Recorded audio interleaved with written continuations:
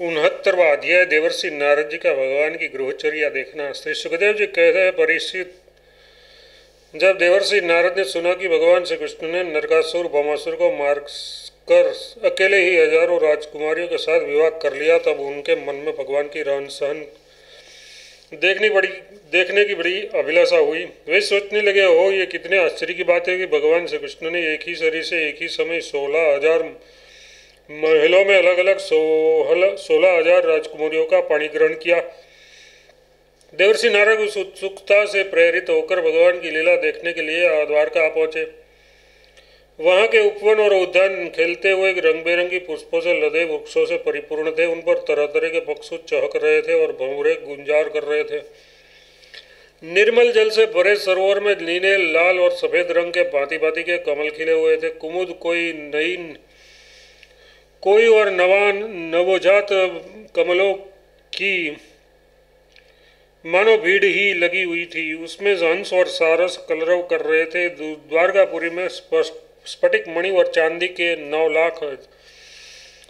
लाख महल थे। वे फर्श आदि में जड़ी हुई मरकत मणि पन्ने की प्रभा से जगमगा रहे थे और उसमें सोने तथा हीरों की बहुत सी सामग्रियां शोभायमान थी। उसके राजपथ, बड़ी बड़ी सड़कें, गलियां, चौराहे और बाजार बहुत ही सुंदर सुंदर थे। घुड़साल आदि पशुओं के रहने के साथ सभा भवन और देव मंदिरों के कारण उसका सौंदर्य और भी चमक उठा था। उसकी सड़कों, चौक, गली और दरवाजों पर छिड़काव किया गया था। छोटी छोटी झाड़ियाँ और बड़े बड़े झंडे जगह जगह फरका रहे थे, जिनके कारण रास्तों पर धूप नहीं आ पाती थी। उसी द्वारकापुरी में भगवान श्री कृष्ण का बहुत ही सुंदर अंतःपुर था। बड़े बड़े लोकपाल उनकी पूजा प्रशंसा किया करते थे। उसका निर्माण कराने में विश्वकर्मा ने अपना सारा कला कौशल, सारी कारीगरी लगा दी थी। उस अंतःपुर रन्नीवास में भगवान की रानियों ने 16,000 से अधिक महल शोभायमान थे। उनमें से एक बड़े भवन में देवर्षि नारद ने प्रवेश किया। उस भवन में मूंगे के खंभे, वैदुनी के उत्तम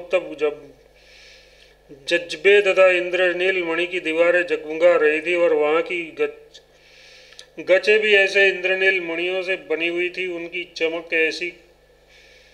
किसी प्रकार कम नहीं होती।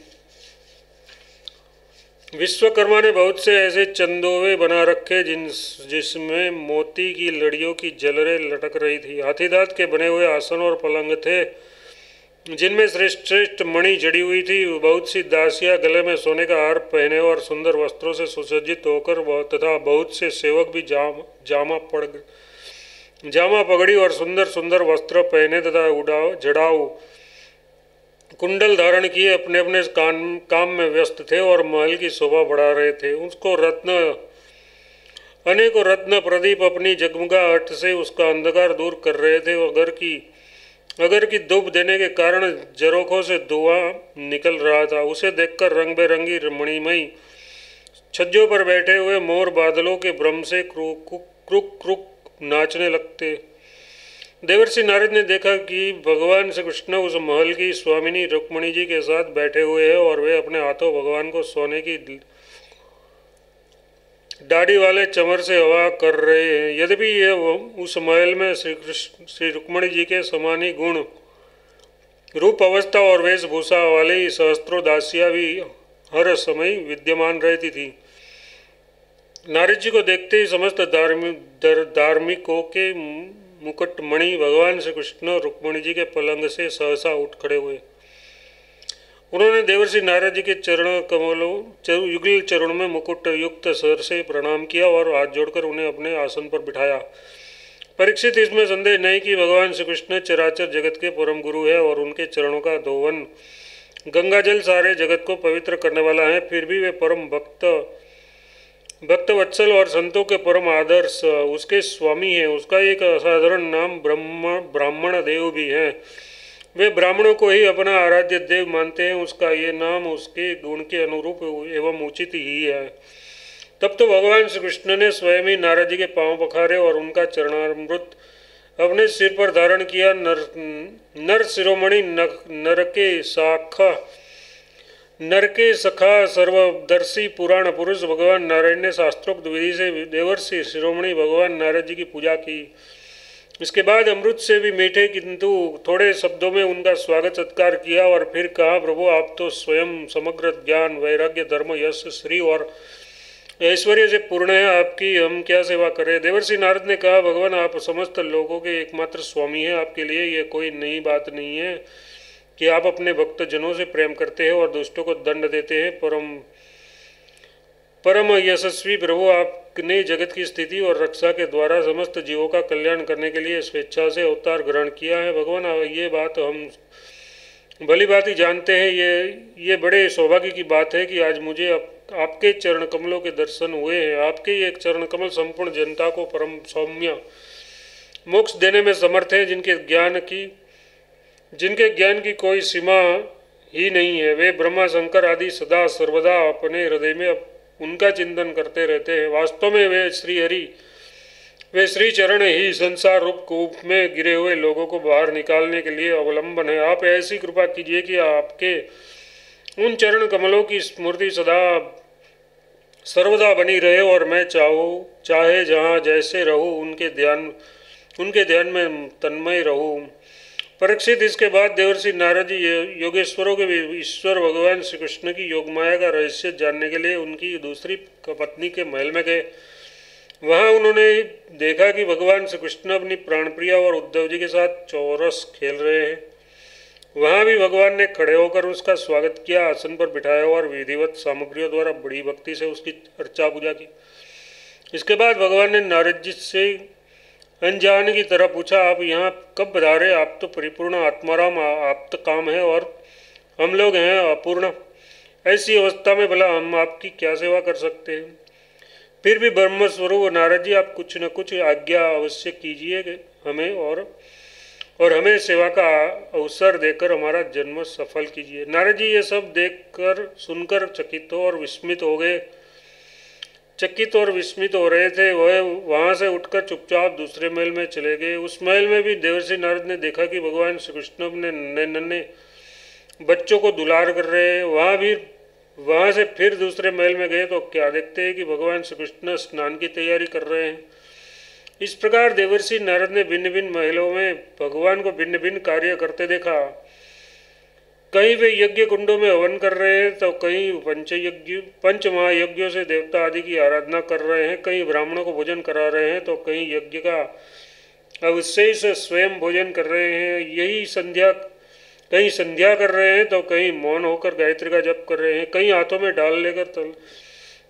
ढाल तलवार लेकर उनको चलाने के पैतरे बदल रहे हैं तो कहीं घोड़ी हाथी तथा रथ पर सवार होकर श्री कृष्ण विचरण कर रहे हैं, कहीं पलंग पर सो रहे हैं तो कहीं बंदी जन उनकी स्तुति कर रहे हैं, किसी महल में उद्धव आदि मंत्रियों के साथ किसी गंभीर विषय पर परामर्श कर रहे हैं तो कहीं उत्तमोत्तम वारांगनाओं से घिर कर जल क्रीड़ा कर रहे हैं, कहीं श्रेष्ठ ब्राह्मणों को वस्त्राभूषण से सुसज्जित गौओं का दान कर रहे हैं तो कहीं मंगलमय इतिहास पुराणों का श्रवण कर रहे हैं, कहीं किसी पत्नी के महल में अपनी प्राणप्रिया के साथ हास्य विनोद की बातें कर रहे हैं, हंस रहे हैं तो कहीं धर्म का सेवन कर रहे हैं, कहीं अर्थ का सेवन कर रहे हैं, धन संग्रह और धन वृद्धि के कार्य में लगे हुए तो कहीं धर्मानुकूल गृहस्थ चित्त विषयों का उपभोग कर रहे हैं, कहीं एकांत में बैठकर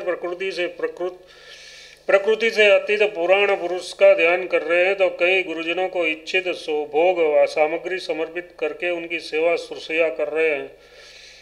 देवर्षि नारद ने देखा कि भगवान श्री कृष्ण किसी के साथ युद्ध की बात कर रहे हैं तो किसी के साथ संधि की, कहीं भगवान बलराम जी के साथ बैठकर सत्पुरुषों के कल्याण के बारे में विचार कर रहे हैं, कहीं उचित समय पर पुत्रों और कन्याओं का उनके सदस्य पत्नी और वीरों के साथ बड़ी धूमधाम से विधिवत विहार कर रहे हैं, कहीं घर से कन्याओं को विदाई कर रहे हैं तो कहीं बुलाने की तैयारी में लगे हैं। योगेश्वरों के ईश्वर भगवान श्री कृष्ण ने इन विराट उत्सवों को देखकर सभी लोग विस्मित चकित हो जाते थे।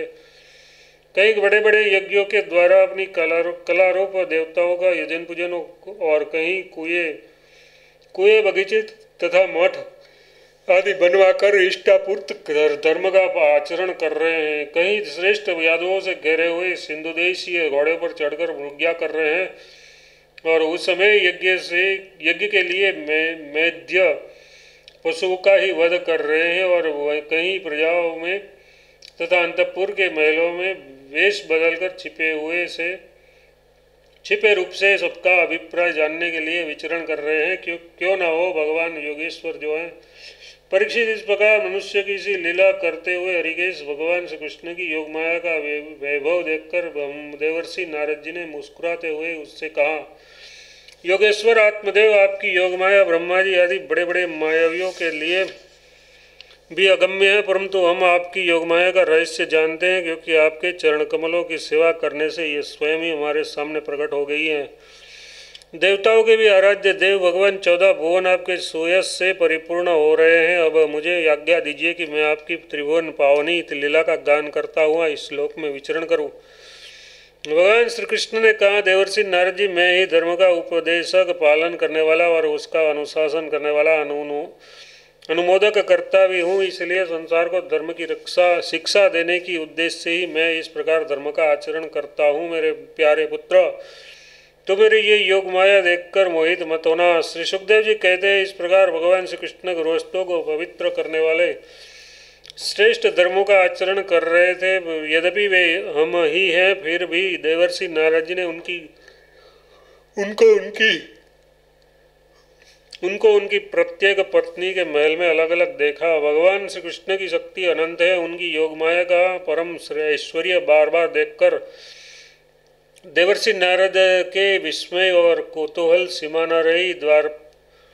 द्वारका में भगवान श्री कृष्ण गृहस्थ की भांति ऐसा आचरण करते थे मानो धर्म अर्थ और कामरूप पुरुषार्थों में उनकी बड़ी श्रद्धा हो।